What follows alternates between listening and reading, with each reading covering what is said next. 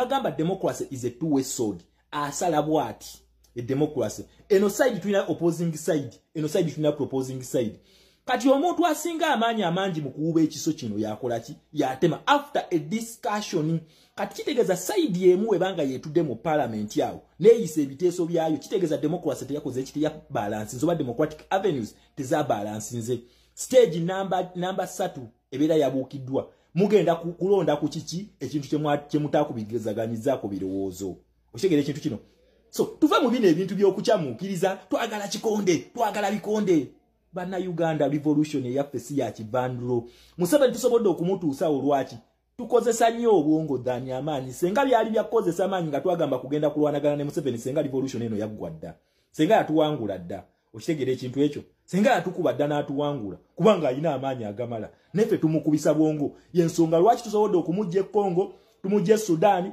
tumujje Somalia ne funding tugisaze ne pipeline tugistopinze simanyi bwongo so wena bulogo ogenda okwetunuza mu kamera ngato nayogera kintu kyonna tuna discussion democracy ne human rights ozimanyi wobato bimanyi kitegeeza tonategeera revolution eno linda stage ey'amaanyi weenajja eyo bwongo soko ogireke kyensaba okitegera ekintu kino abaka ba parliament Shamimu Malenda ali Nairobi mu ddwaliro bamukuwa coffee bill yayita emwanyi eri mikono gya Museveni wafuna muki njagala otunuulye parliament weri mu shaping ya parliament opposition leader always ye leader wa business ku side ya opposition neba independent sibonna senga akera kumachana agamba nti etteeka nze sikkiriza abantu bangemba fulumiza omuntu yenna alemezaamu abeera regarded as a rebel muyekera okitegedde ekintu ekyo muyekera era decision ye gyakola tebera considered tebaji consideringa under democratic avenues kubanga nkugambye we are basing on the Commonwealth Charter yetu basinga ukitegedde ekintu ekyo so saagala nnyo tumenye bantu nga tuba exciting muina numbers but you're misleading people don't mislead them revolution yene ina amateeka agagigoberera revolution ina direction si ya kivandulo netujje eno mbuno ani asinza numbers yagenda okwogera ogoberera democratic avenues neza human rights then that is going to make you a better teacher or a better blogger otherwise ewantu wetaaga amateeka ubanga tokolawo bileke kubano wetaagawo mateeka we have to interpret policies okitegera ekintu ekyo so don't mislead the people my brother yekolera eno video strictly njagala bakutaginga ogifune revolution yayita mateeka abiri ga democracy na human rights ekintu ekigenda okukolebwa mu parliament amendment stages ezimu zeyitamu twagala tu stoppingeko stage 2 then we tuna stoppinga stage 2 kitegeeza nti democracy teyakoze ekite ya balance nze awo Museveni wanazisa egenda kubeera ki egenda kumulaga who the dictator is what wabadde akola ebintu bye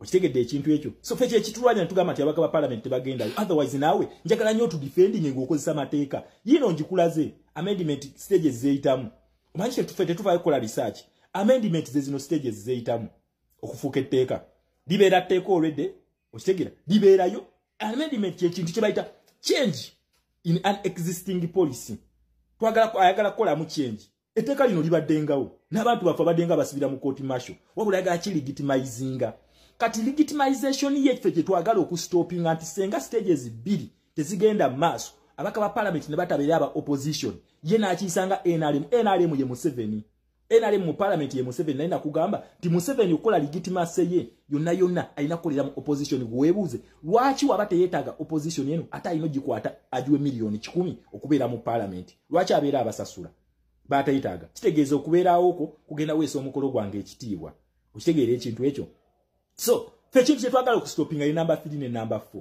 kitegeeza wanatwala ku number 5 obwedde abeera abuuse stages mu mateeka tetubuuka in a democracy every inch counts every step counts ensonga lwaki mu revolution tugoberera steps zonna oba stages zonna eza revolution eno okitegeera ekintu ekyo so bannange before nga tonneetunuzaamu kamera totomeza abantu omulama gwe tuliko abaka tebalinnyayo tusobole okustopinga number 3 ne number 4 tegenda kubeera ki balancing tewali okitegedde ekintu ekyo kati ye Museveni ayise ekikye twongere okulaga nti nakyemalira wedde emirimu ekyo kye bayita okulabisa mu mateeka sibiri ebyo kugenda ne bakuba ekikonde ne bamenya embirizi ate ne bavaayo nga tebalina kye bafunye okitegedde ekintu ekyo so twetunuzeemu kamera zino nga tulizoninga nnyo nga tuyitira mu democracy nga tonasindika muntu mu kintu kyonna sooka otunde waliwo democratic avenue eriwo wabeerawo democratic avenue yonna eriwo tukozese eyo than applying human rights. You cannot activate human rights before democratic avenues zona zona nga ziweddeyo. Tosobola.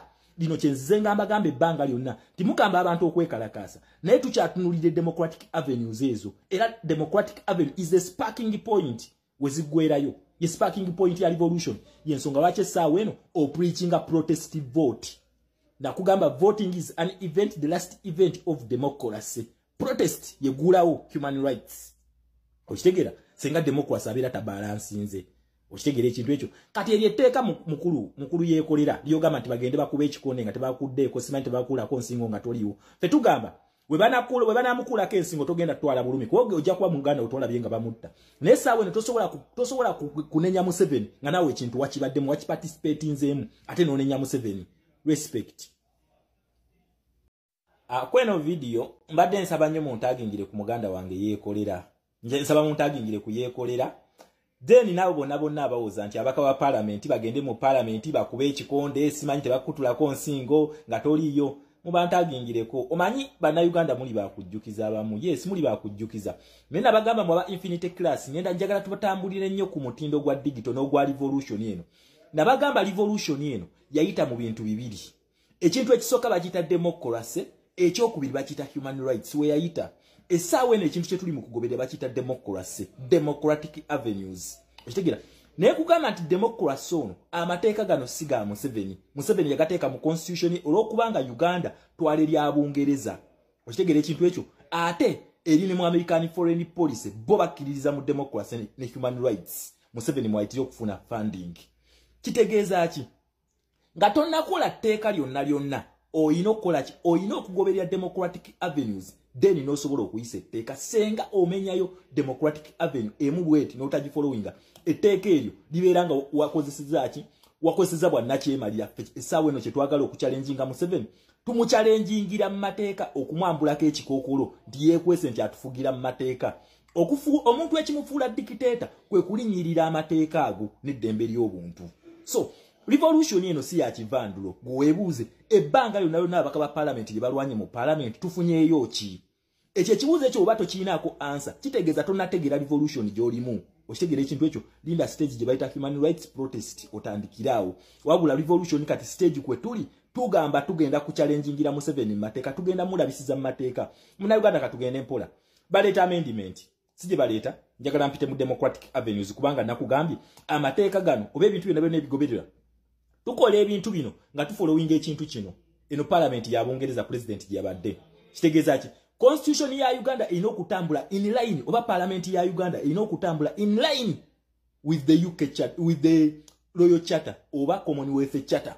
Kitegeeza nti biru ya Uganda ekintu kye kiyitamu kyonna kyonna okufuuka etteeka erina okufaanana lya ddala ne ya Bungereza we kiri genda okirabe.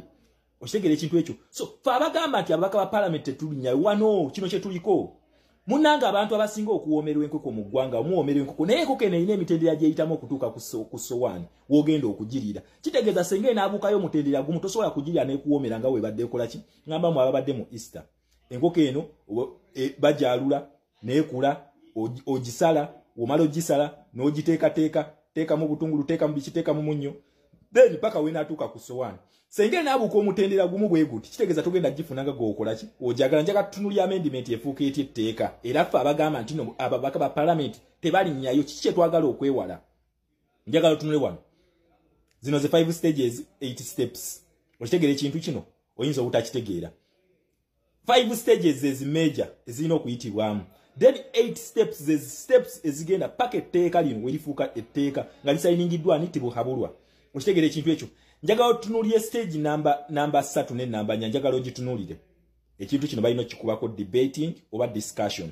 Wamala okukidiscussinga then kimala ne kikola ki? Ne bakikolako ekintu kye bayita voting ne balonda. Naye voting ejjeetya kuba ku debate ku live eyo kwe twali oli yagamba twetaaga 3/3 of the parliament. 3/3 tekitegeeza nti n'ababaka ba Museveni balina mu parliament ya agamba kuwanika mikono 3/3 naye gibe bawanika ddi nga discussion emaze okubeerawo. Kitegeeza kisenga obukayo stage emu bweti kitegeeza etteeka liwayisiza teryabadde mu mitendera mituufu. Bannange tukozesa emitwe. Revolution yayita mu democracy na human rights we yayita si bya kivandulo. teriyo teeka likugamba muno mugende mukube ekikonde mu parliament abaka ba parliament no mugenda kutula mukole discussion muna mala discussion mugenda kola ekintu kye bayita voting okitegera and the majority takes it all naye senga democracy nabagamba democracy is a two-way sword asala bwati a democracy eno side tulina opposing side eno side tulina proposing side kati omuntu asinga amanyi mukuuba ekiso kino yakola ki yatema after a discussion kati kitegeza side emu ebanga yetudde mu parliament yawo neyise ebiteeso byayo kitegeza democracy teyakoze ekiti ya balance nzoba democratic avenues teza balance nze stage number 3 ebera yabukiddwa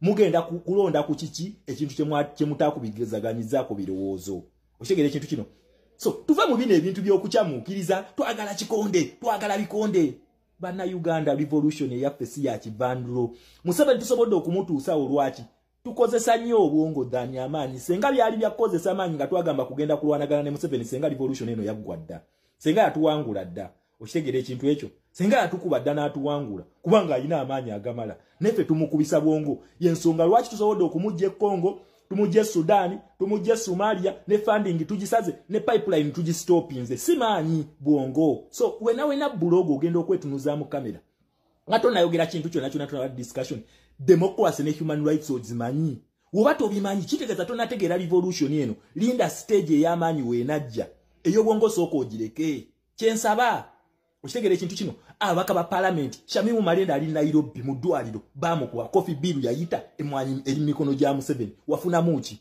njagala tunulye parliament weri mu shaping ya parliament opposition leader always ye leader wa business ku side ya opposition neba independent sibonna senga akera kumachana agama ati teka nze sikiriza abantu bangemba fulumiza omuntu yenna alemezaamu abera regarded as a rebel muyekera